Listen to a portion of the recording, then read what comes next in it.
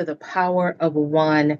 Today, I am going to be speaking with the chief of Cheswold Police Department in Delaware, Chief Workman. And we're going to be talking about a very serious topic: mental health and law enforcement. Welcome to the show, Chief. Oh, thank you very much. I appreciate this time and I appreciate you reaching out. Thank you. Chief, tell the viewers about your career in law enforcement and how you got where you are today. I started in law enforcement pretty late. I didn't get into law enforcement until I was 30 years old, but I have spent my lifetime in public service. I was actually a firefighter prior to that. So I have been in public service my entire life pretty much, but I've been in the police end since for 26 years. So that will tell you if I started at 30, I'm a right nice age of 56. So I've been doing it a little bit and I enjoy it. So. Okay. Chief, let's talk about what are some skills, some necessary skills that police officers need to have when they're interacting with the public? I mean, you learn over a lot of years. I think and I'm speaking from personal experience, obviously. I mean, we learn from our predecessors, right? We learn from the people that are teaching us. And quite honestly, 30 years ago, I mean, policing was much different than it is today. Some things that have changed is you really had to learn as we went along to be more of a community-oriented police officer. So you're using a lot of your skills in speaking, and verbalization, and knowing how to talk to people, and trying to. I know it's a buzzword right now, but de-escalating instead of escalating situations, and all of that has to do with your interactions and your initial interactions. One of the things that I tell my officers or new officers as we deal with people in today's society, and it doesn't matter, and I'm not going to get into race or gender or whatever. It doesn't really make a difference as I look at it. It's all in how you talk and start your discussion with people, and it's keeping it at that, treating people like they're people. So when you're learning that and you're trying to do that, it sounds simple. I mean, but it works, and it helps to. You never know what that person has had that interaction with an officer before in their life. It could have been a great one, and you'll get a good reaction. But sometimes they could have had a bad reaction, and that's not your fault. But you're coming as a police officer, and that may be their trigger. So you need to kind of start at an even level. And I think that's one of the key things that I have learned and tried to give our officers over our career.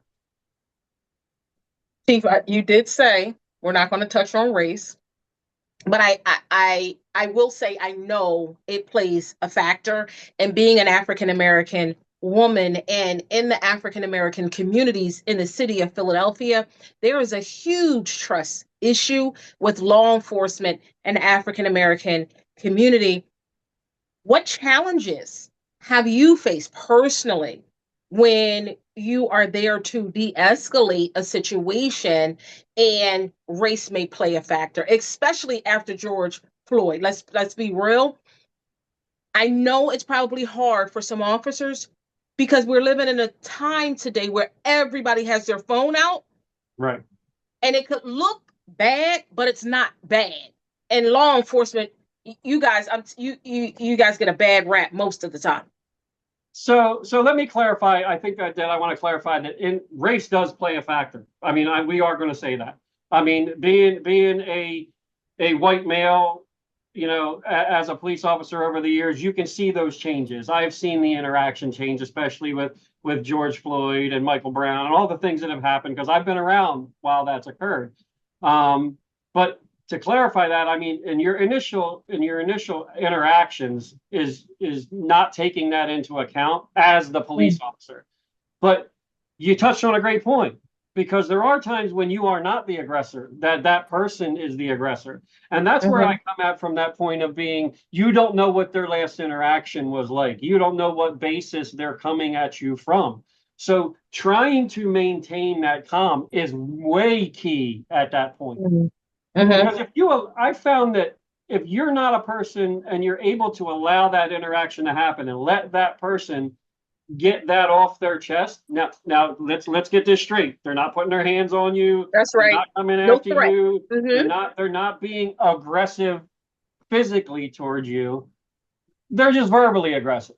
And I have found Mm-hmm. that a lot of times if I let them just go and I don't interact with that and I let them finish, and then I'm able to come at them a different way and explain things in a calmer manner, that has usually de-escalated their thoughts and said, hey, Okay. like, I'll give you a quick an example. And a lot of times as officers, if you've done this as long as I have, you can kind of tell when you're walking up to, say you stop a car for speeding. And you can kind of tell as you're walking up to that car whether you're going to get a good reaction or this person's ready to light you up. And I mean light you up just verbally. Like they're going to Right. get ready to come at you. And you kind of just can feel that if you've done this long enough. And I've tried to let people go talk and go, oh my, they're usually actually like this again. And, of course they bring out the statement, you're stopping me because I'm black or you're stopping me because I'm Hispanic. And I go, listen, I let them get done. And it's just telling them, hey, I got a job to do when you're speeding. Now, quite honestly, it's not a big deal. Like you're just speeding, you're in a residential area. And we try to bring that level down. It may Mm-hmm. take 15 minutes of conversation. Mm-hmm. It may take 20 minutes of conversation, but a lot of times by the end of that conversation, most likely I'm not giving them a ticket because I'm giving them a warning. And they're Mm-hmm. thanking me because I'm just saying, look, this is just what we have to do for our community. And they lighten up. And a lot of times they drive away going, thank you. Mm-hmm. It's all in Mm-hmm. how you react to that situation because sometimes people just want you to react. Yeah. And you sometimes have to be that first person to not react. So, and that's when it's verbal. Everything Okay. else is a little different situation, but Yeah, that kind of sounds like my husband. He does stuff to get me to react, but I am not going to take that. I'm not going to de-escalate that situation. I'm gonna give him what he deserves. It's more than likely it was his fault. So now, so we're going to talk about a very serious issue, which is mental health. First responders, all of the things that they see during the course of their day, and like you said, people coming at them in a negative manner. I know it weighs on them mentally every single day. Talk about the mental state of law enforcement. so I think one of the first things that we have to tell people, and it's sometimes it's hard to realize, is when you see us or you see law enforcement, depending on your interactions with them, you see, I always say you see blue. Doesn't matter. Doesn't matter who the officer is. Could be male, could be female, could be African American, could be Hispanic, could be white, can be whatever. You see blue. Blue is what your trigger is. And whatever that may be.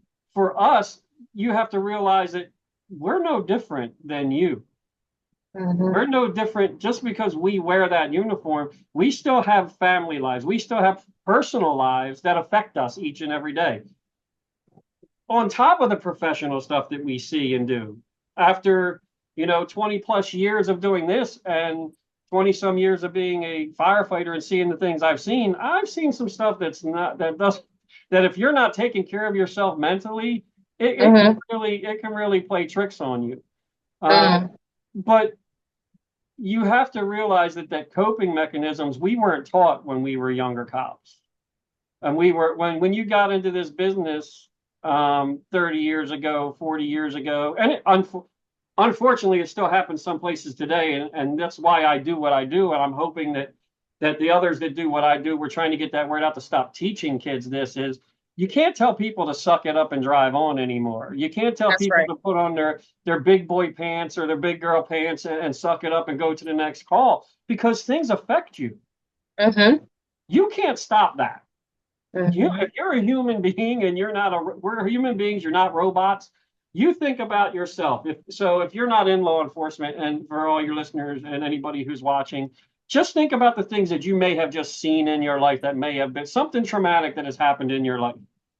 Maybe you've seen that one time in years. There's times we're seeing that twice a day.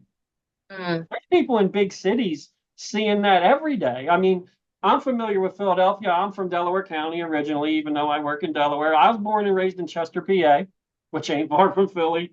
I spent a lot of time there. I know a lot of officers there, and the crime rate in Philly and things that happen in Philly. Like these officers are dealing with that every day. You may have had that once in your life, twice in your life. Hopefully, you haven't had it much, but we're taking everybody's trauma every day. Now pile on your own trauma. Right, right. And like you said, it's like suck it up.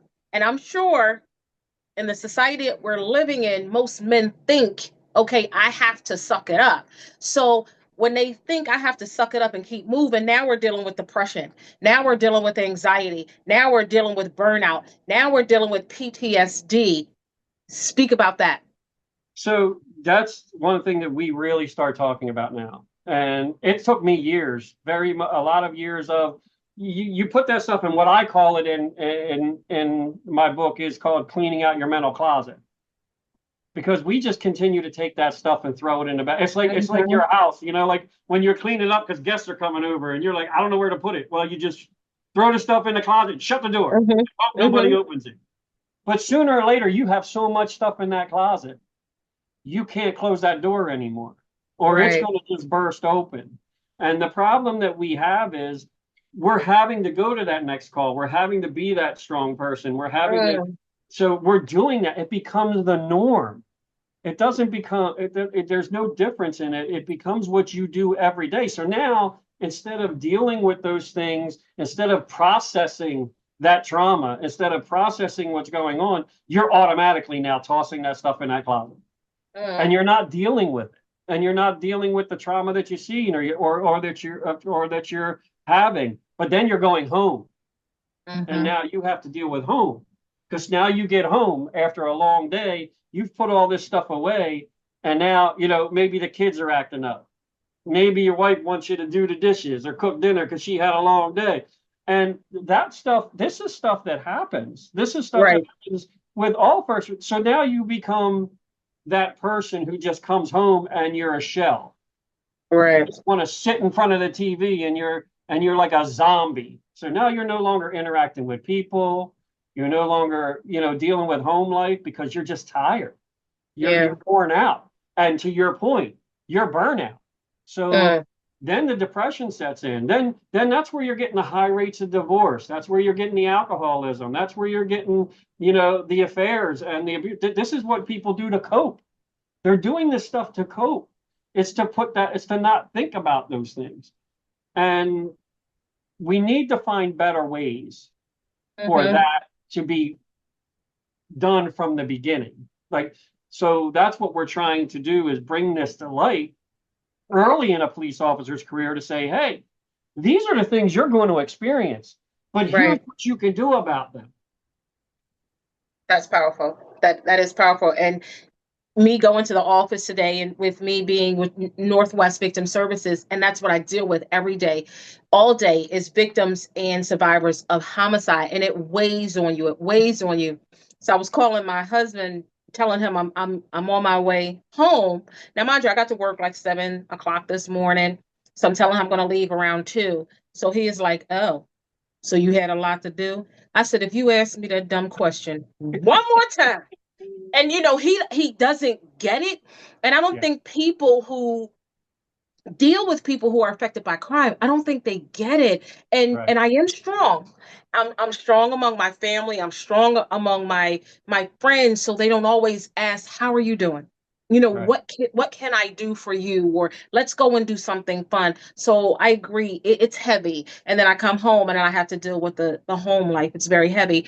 How is a suicide rate, like, amongst police officers? So right now, that's a very troubling issue because right now there's more officers dying by suicide than they are by gunfire or by criminals. More cops are taking their own lives every single day. I have friends of mine and we're talking big cities, small towns. It doesn't really matter, but it seems to be coming more and more. And that's what happens when you lose touch. You don't. Mm. We can't sit here and say exactly what a person's reasoning for committing suicide is because Right. everybody has their own trigger. They have their own Hmm. thoughts and their own things they are going through. So can we not pinpoint that? No, but I have a friend of mine. Her name is Liz Pohl, and she is a Chicago police officer, and she does a lot of study on this. She is known as a person who does suicidal autopsies. I've never heard of this before in my life Me until either. we met and started talking about it. And what she does is she is taking her life to look into these suicides after they occur to say, like, how did this get here? What are the things that we can do that might have solved that issue? Granted, we can't bring that person back. I mean, Hmm. obviously. But what Hmm. are some of the triggers that is something that we as police departments, as leaders of police departments, as individuals, can we do to maybe mitigate that or kind of slow it down? And it's sad that it's there, and trying to get that across is very hard. It's very hard because you don't know what it is. It can be personal and Right. professional. But we Yeah. have to give those people those resources to know that they are not alone. That Hmm. one of the biggest things that we say, and we put it out a little while ago, and a friend of mine named Ernie Stevens puts it out there, and I have him in my book also, is, it's okay to not be okay, but it's not okay to stay that way. You have to have that outlet. You have to have those people that are going, hey, I see you, but I see that something's not right with you. And but we can't force people, but you need to let them know you're there, and you Hmm. need to let them know you're willing to help as much as possible. That's true. Now, did I just hear you right? You wrote a book? Yeah. So last year I had my own struggles with things going on in my personal and professional life. I never thought I'd roll down that road, and I did. I was really contemplating suicide myself. And Mm. um, but I was a lucky one that I had had people in my life who I had talked to over the years, who I have seen over the years, and their voices were ringing in my head when I was at that point. And it snapped me out of it. And it said, hey, you need to make a decision. You need to start facing your demons. You need to start chasing down all those things in your closet. And you need to start finding a way to cope, a better way to cope with all of those things. Because I did it. I tried therapy. Hmm. I, for a little while, it hasn't been, it's been for years, but alcohol I went to for a long period of time. You know, isolation, not having any interaction with others, just working and being. I'm good at Hmm. my job. I got to tell you that. I'm going to say that. I am good at my job, but I was becoming bad as a person. Mm. That was the issue. That's Um, powerful, what you just said. so, Yeah. so that's what leads me to where I am today, and the things I'm doing today is if I can feel that, if I can teach people that it's okay, you're not going to be harmed, because that's the problem with law enforcement is we're telling people to suck it up and drive on. We're Hmm. not giving them the resources, and we're not giving them the permission to say that they can go get help. So Mm. it starts at the top. You have to be willing, as a leader of a police department, of a fire department, of any place, to have that wherewithal to face your own things before you ask your other people to face theirs. That's true. That's true. And Chief, I cannot wait to receive a free copy of your book. I'll give you my address later. Don't worry about that. Now, now, what you saying when you went through your period, did you see a change in yourself when you did show up at work because of your mental state? Did you see a change in how you were interacting with people when you had the car stops, or you had to go to someone's house to make an arrest? Did you see a change in yourself where you were like short, where you might have been nasty verbally at times? Did you see a change in if you were faced with a situation where you thought it might be life or death, or where you thought someone may be harming you? Because I get it. Listen, I love my law enforcement friends. And at the end of the day, you want to go home Mm-hmm. to your family. So you cannot sit there and think about a situation if somebody's there and you think it's a threat. It's a second decision, Mm-hmm. and most people don't realize that. They Sure. may say, "Oh, why didn't the officer shoot him in the knee? Or why didn't the officer shoot him in the foot?" You're trained to take out the threat. I get that. Mm-hmm. Not being insensitive to some family members who have probably lost a loved one at the hands of an officer, not being insensitive Oh, about no. that.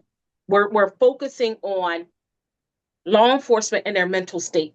So, did you see yourself show up differently when you were going through? So here's the interesting thing, and that's why when I have this conversation with people a lot, um, that was interesting because it didn't. Because when I walked into work, my mindset was totally different. Mm, When I came through the door, it's about what I do and what I know how to do. It was a struggle, I will tell you that, but I always had within my mind, and still do to this day, of your is trying to make sure that you were doing your best for where you are, and especially in me working in a small community, doing your best when you walk in the door. I think I had a friend of mine years ago who likened it to putting on the Superman cape. mhm, When you walk in the door and you put that uniform on and you put that stuff on, you change your persona, your whole mindset has to be, I have a job to do.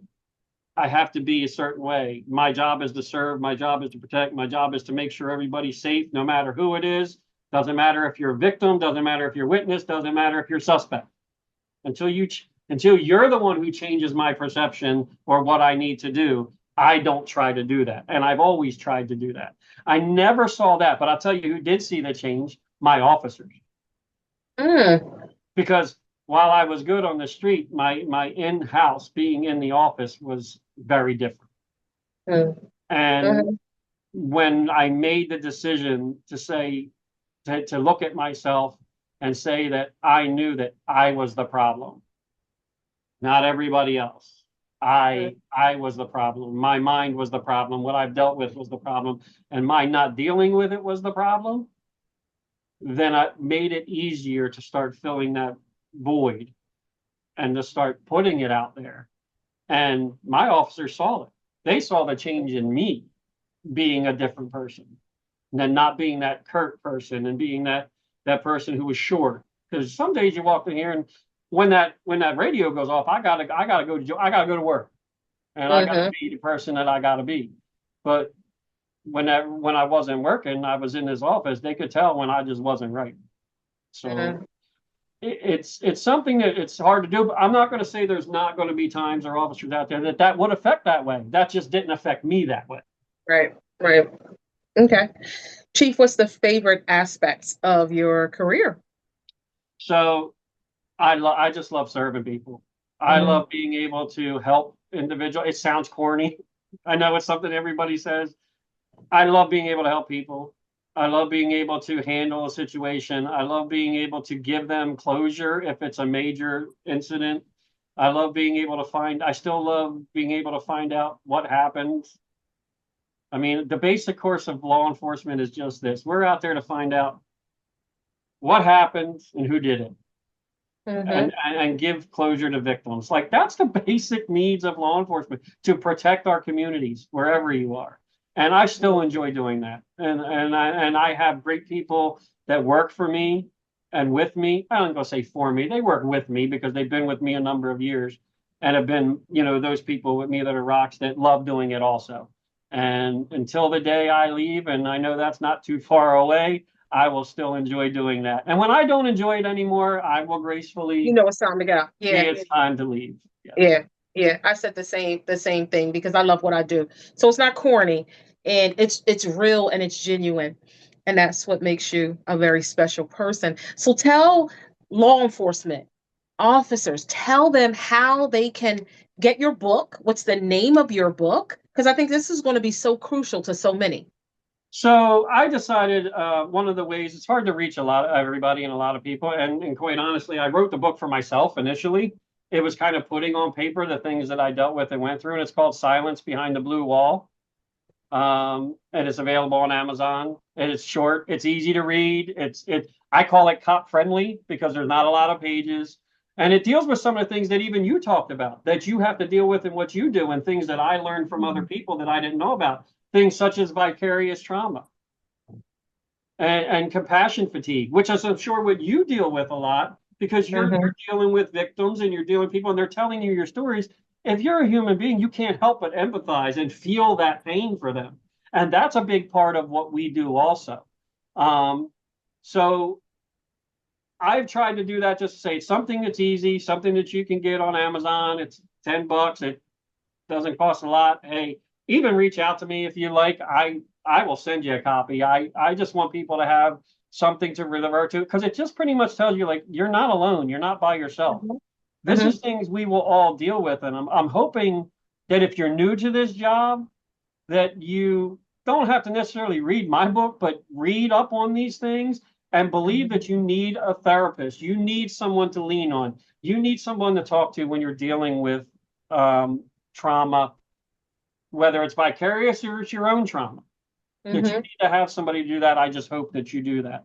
And for the older guys, look, I get the scariness. Most older cops don't want to talk about it because they're afraid they're going to get fired. They're afraid people are going to look at them a different way. I can tell you this: I'm a chief of police. And people about in the world know my story now because I've been telling it for 6 months, and I'll continue to tell it as long as it helps another person. So I thank you very much for that opportunity and this time, because I'm very blessed and honored to be where I am at this point in my life. And I thank you for helping me share that message. And I thank you because your book will offer peer-to-peer support, which I think is so important and so powerful. So thank you so much for joining me today. Well, I thank you, Melany, for your time, and I thank you for what you do. And I appreciate you asking me to be on today. And thank you for keeping that message going for everybody. Thank you so much for joining me today. Please understand, all law enforcement officers, first responders, you're human. It doesn't make you any less of a person to seek therapy.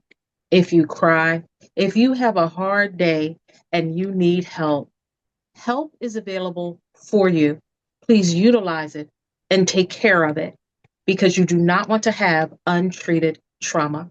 We thank you for all of your years of service, peace, and love.